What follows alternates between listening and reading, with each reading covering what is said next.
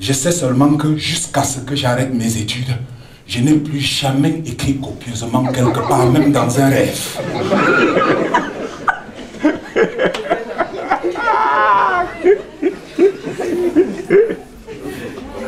Est-ce que vous savez que mon fils pisse au lit aujourd'hui?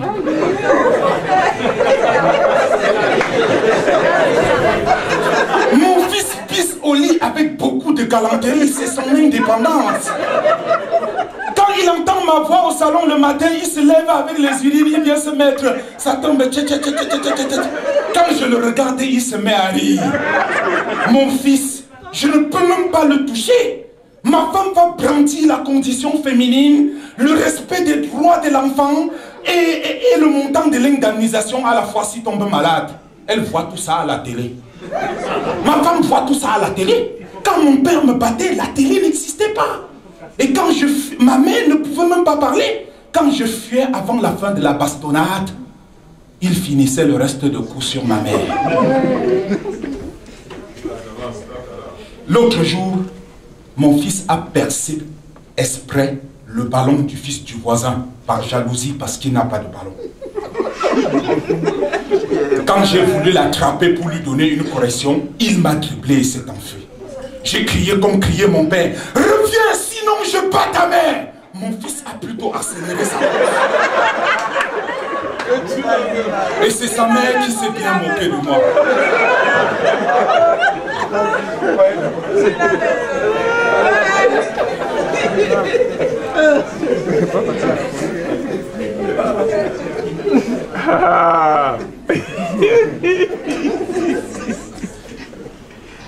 Ah, ok. L'école à notre époque, c'était bien. C'était vraiment bien. On avait des récitations, les poèmes de Jean Écart, de Maurice Carême. J'ai une orange, je la mange. Oh, quel fruit délicieux. J'en voudrais bien deux. Maurice Carême.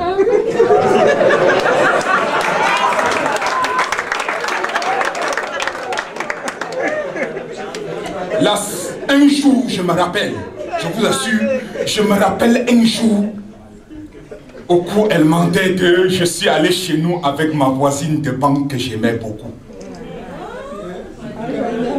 On avait entraînement du défilé pour la fête nationale. On nous a libérés un peu plus tôt et j'ai invité mon premier amour à venir voir la maison de mes parents. Je savais que mon père était allé au village pour quelques jours. Alors pour les femmes de mon père, je voulais faire le galant avant l'arrivée du chat. Je ne sais pas exactement ce que j'ai dit à cette fille. Mais elle a accepté mon invitation. Quand nous sommes arrivés chez nous, malheur des malheurs, Marteau de Fer était assis au salon.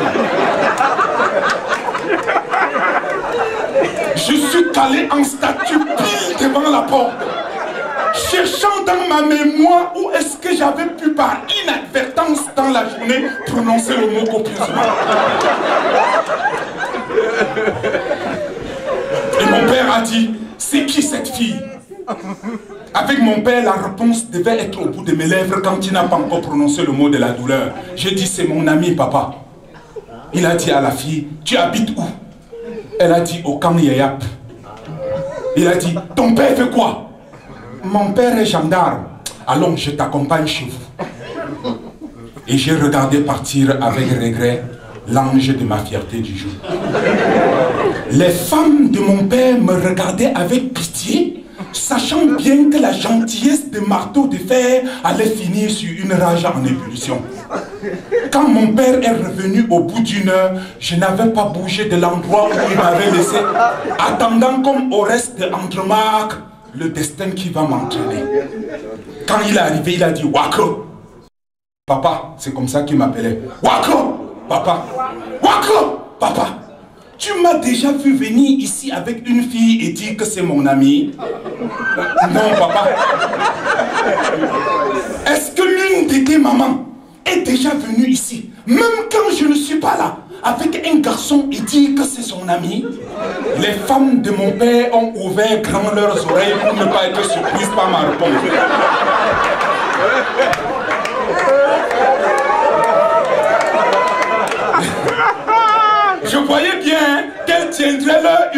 la soirée à la réponse que je devais donner.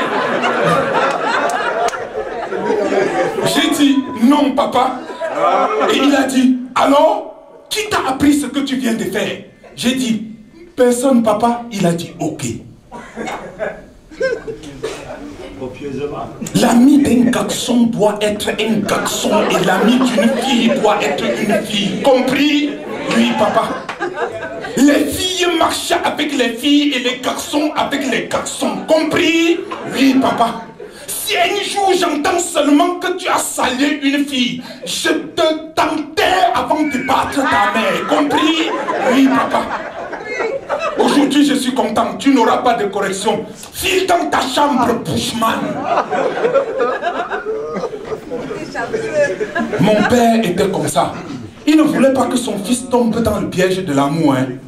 Mon père me disait toujours, l'amour c'est comme la guerre en temps de... C'est comme la guerre en temps de paix. Compris? Oui papa. Quand on commence avec l'amour, on finit toujours avec la guerre. Compris? Oui papa. Ok, file dans ta chambre, Bushman. C'est quand j'ai grandi que j'ai analysé pour comprendre les propos philosophiques de mon père. Et j'ai donc compris que mon père avait raison. Puisque pour faire l'amour, il faut faire une déclaration d'amour. Pour faire la guerre aussi, il faut faire une déclaration de guerre.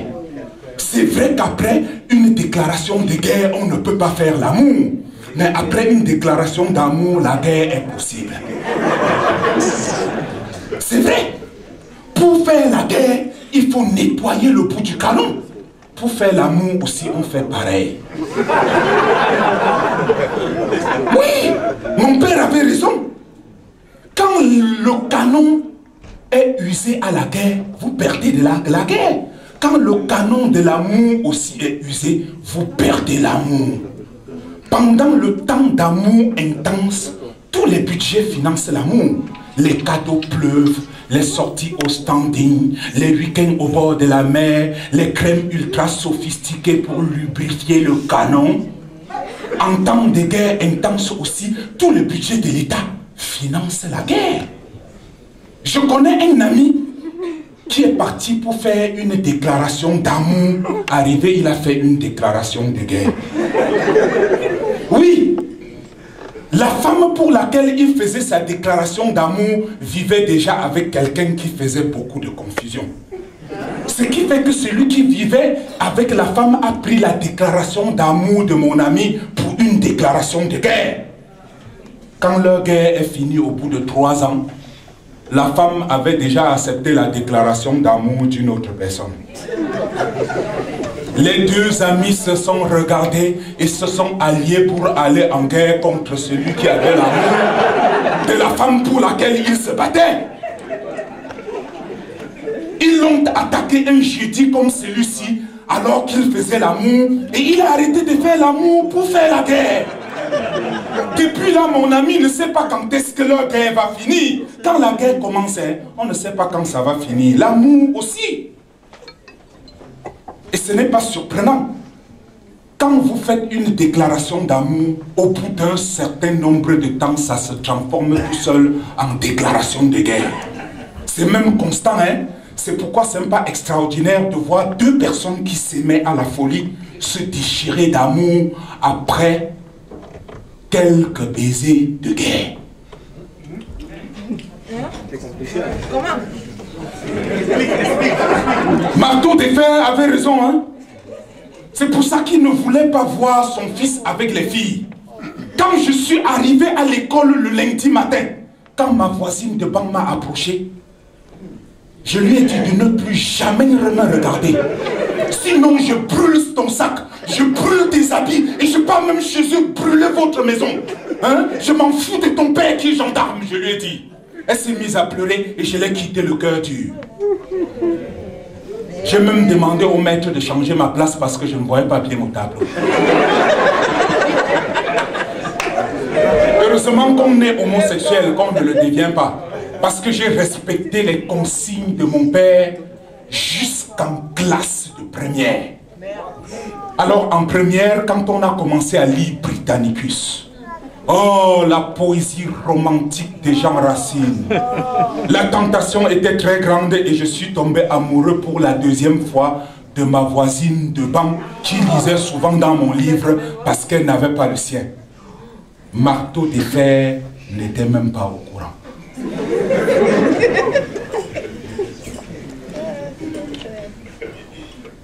L'école, c'était bien à notre époque. Non, c'est trop bien. C'est mon père lui-même